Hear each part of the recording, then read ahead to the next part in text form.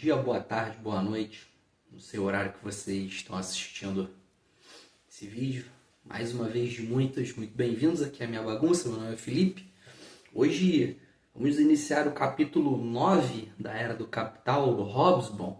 Capítulo 9, ele tem uma parte só que como é muito grande, eu estou dividindo em 2 vídeos, porque senão ia ficar muito extenso. Então, os vídeos do capítulo 9 vão ser capítulo 9, parte 1, início, capítulo 9, parte 1, fim, beleza?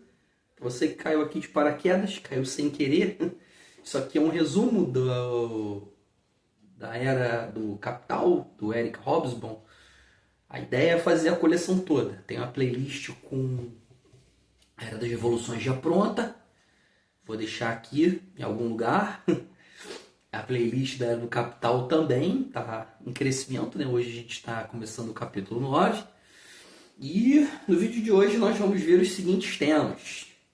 Transformações políticas e ideológicas no pós-1848. Estratégias revolucionárias e o papel da Rússia e dos Estados Unidos. O surgimento e desenvolvimento do anarquismo e o populismo russo e a ligação com o bolchevismo. A dinâmica aqui é muito simples. O resumo vai ficar na tela e eu vou fazer uma leitura dinâmica desse conteúdo para poder ajudar vocês a fixar o conhecimento. Beleza? Bom, sem mais enrolações, deixa eu começar aqui a leitura, galera. E vamos embora sentar o dedo para a gente fechar esse capítulo 9 o mais rápido possível. Nesse capítulo, galera, ele fala sobre como foi a passagem do século XIX para o XX, focando na incerteza que rolava sobre o que ia acontecer com a sociedade burguesa. Depois de 1848, não se via assim muita esperança de revolução, quer fossem socialistas ou não socialistas, nos países ricos, né, e mais desenvolvidos da Europa. O Marx, apesar de no começo ter esperança de que ia rolar outra revolução, né, depois da grande crise econômica de 1857, ele mesmo acabou desistindo dessa ideia e falou que era mais importante os trabalhadores se organizarem, né, em partidos políticos. O Marx pensava em maneiras de derrubar o sistema burguês. Ele tinha algumas ideias, tipo aproveitar situações que não fossem diretas, né, como revoluções coloniais ou até mesmo a independência de países, né? A Irlanda foi o exemplo que foi colocado. Ele achava que isso podia inspirar, né, o povão, né, os povos em países mais ricos e também querer mudanças, né? E também não. Há também querer mudanças. E tinha também a ideia de que se a Rússia tivesse uma revolução, isso poderia assim, dar um empurrão legal para a galera da Europa, né? E também dos Estados Unidos quererem fazer uma revolução proletária, ou seja, liderada pela classe, eu ia soltar um classe, pela classe trabalhadora. Marx também achava que essas coisas podiam mexer com o sistema de um jeito que todos os trabalhadores do mundo, né, eles se sentissem inspirados a mudar as coisas. Marx era um cara que pensava muito também sobre como a sociedade funcionava. Ele achava que o comunismo era a solução para os problemas sociais. Tipo, todo mundo dividiria tudo de forma justa, né? Sem essa de uns terem muito e outros passarem fome, né? Muito a grosso modo. Mas nem tudo que ele previu aconteceu, né? Por exemplo, ele viu que a Rússia estava meio que assim, borbulhando, né? Pronta para uma revolução, o que acabou de fato acontecendo. Mas ele deu uma escorregada quando pensou que dava para pular direto para o comunismo rural, né? Para o comunismo sem passar pelo estágio capitalista, quando a economia toda está baseada, né, em empresas privadas. Ou seja, ele não previu que a transição para o comunismo seria mais complicada e precisaria passar pelo capitalismo primeiro. O capítulo está falando não só das ideias de Marx, né, mas também como as coisas eram na época dele, né, como a política e a sociedade eram mais complicadas e tudo mais. Principalmente entre os anos de 1800 e 1900. Os Estados Unidos eram tipo um novo garoto bombado do pedaço. No que dizia respeito, né, a indústrias e a agricultura. Ele chegou como o novo garoto bombado do pedaço, dizendo: oi, pessoal da Europa, olha só o que a gente pode fazer. Basicamente isso. Os Estados Unidos estavam muito fortes. Eles chegaram assim, com mega indústria, produzindo coisa pra cacete, e despertou muita atenção e muito temor também. Eles estavam crescendo tanto que estavam ameaçando o domínio industrial da Europa, né, e até mexendo com estruturas de posses de terra lá. Daí nessa época, né, o Marx e o Engels, eles previam que os Estados Unidos iam ter problemas por causa das tensões na agricultura e por causa de uns malandros, os especuladores, falei até uns vídeos atrás, que ficavam especulando coisas, né, e se aproveitando dessas especulações para fazerem muita grana. Eles pensavam, né, que podia acontecer até uns protestos do proletário, mas no fim eles não previram direito como as coisas iam acabar se desenvolvendo, né, nesses países. Marx e o Engels estavam mandando ver, né, com as suas ideias revolucionárias, mas eles não viraram logo assim uma coisa mais política séria. Eles estavam mais no campo intelectual, botando as ideias para funcionar. Mas demorou assim um tempinho, né, para as pessoas começarem a levar essas ideias mais a sério. Tinha um movimento chamado a Internacional, a gente vai falar bastante no decorrer da obra, né, que muita gente associava ela diretamente ao Marx. Mas não era só do Marx. Eram trabalhadores de vários grupos de esquerda se juntando, né? Tudo bem que, no fim das contas, as ideias do Marx foi o grande guia da Internacional, mas não era só o Marx, né? E aí nós temos o tal socialismo utópico, que estava meio embaixo depois de 1848, né? O que estava marcando mesmo era o legado da Revolução Francesa, que continuava, né, influenciando todo mundo, desde os republicanos radicais até os comunistas, né, meio que seguindo, né, essa vibe dos jacobinos, né, e tudo mais. Né? Muita coisa acontecendo, era muita influência misturada e todo mundo tentando encontrar o seu lugar. Né? Foi uma época de muita miscelânea. Miscelânea ideológica. Pronto, melhorou. É o horário, gente. Esses vídeos eu estou gravando muito tarde. Prosseguindo. Então, imagina basicamente que todo mundo estava querendo ter mais voz, né, nas decisões. Queriam participar mais da política.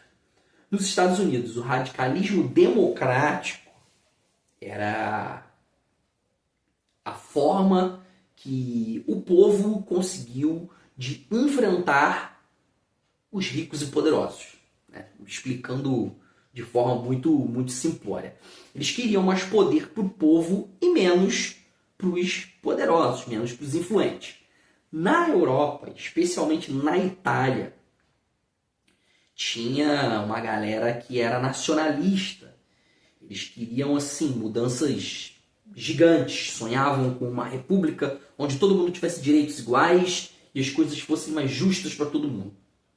Mas cada lugar, né, tinham suas próprias ideias de como isso deveria funcionar na prática. Então, mesmo que todos, né, no fim das contas, quisessem mais liberdade, justiça, as maneiras de se chegar a esses objetivos eram diferentes. E nem sempre dava certo, né? Nem sempre as coisas funcionavam do jeito que esse pessoal imaginava. Bom, o anarquismo começou depois de 1848, especialmente nos anos de 1860, né? Duas figuras importantes nessa história são o P.J. Proudhon, um francês que escrevia bastante, né? Ele era autodidata, ele aprendeu muita coisa sozinho. E Miguel Bakunin era um nobre russo que gostava de uma revolução. E ambos não concordavam com o Marx. A ideia principal que é do povo não ser governado por nenhuma forma de poder, né? A galera não queria ter nenhum tipo de governo, nenhum tipo de controle, né? Essa era a principal ideia deles. Eles gostavam mais de ajudar assim, uns aos outros em grupos pequenos e realmente não gostavam da ideia de ter algum poder, tendo algum tipo de controle sobre eles, né? O anarquismo ficou mais popular entre os artesãos e os trabalhadores que eram independentes, né? Principalmente na Suíça e também na Espanha, onde muita gente queria se manter livre, né? E ter, né, suas próprias comunidades. Bakunin, ele fazia mais o perfil agitador radical, né? Na Europa no século XIX. Ele não era exatamente assim uma espécie de gênio das ideias, né? Mas ele era muito bom em mobilizar as pessoas e espalhar, né, o anarquismo por vários lugares. Ele ajudou muitos pequenos povos, né, a se organizar, principalmente na França, onde começaram a surgir ideias de sindicatos e cooperativas, né? Ou seja, os trabalhadores se unindo para poder lutar pelos seus interesses. O lance do anarquismo é que eles queriam acabar com as estruturas de poder. Seja lá qual fosse. Governo, empresas grandes, qualquer estrutura de poder, eles queriam acabar. Eles não gostavam desse tipo de ideia, né? De ter pequenos grupos ou ter, no modo geral, alguém no comando, né? Engraçado é que mesmo sendo contra o capitalismo, eles tinham uns pontos em comum, né, com os liberais burgueses, né? Por exemplo, deixar o mercado se autorregular sem intervenção do governo. Só que os anarquistas eles não queriam assim, saber de nenhum tipo de autoridade. Apesar de tudo isso, o Bakunin ele não foi tão influente assim, né, fora da Espanha. Na Espanha ele fez sucesso, né, especialmente dos trabalhadores das cidades e também do campo. Mas em outros lugares, né, o impacto que ele trouxe foi assim, bem mais limitado. Então, galera, para a gente poder concluir sobre o anarquismo, né, e o populismo russo, eram duas ideias diferentes que surgiram em tempos parecidos, né, do século XIX e o XX. O anarquismo era uma espécie de rebeldia contra a sociedade industrial da época, que era uma sociedade sem governo, né, onde todo mundo fosse livre, onde todo mundo fosse igual.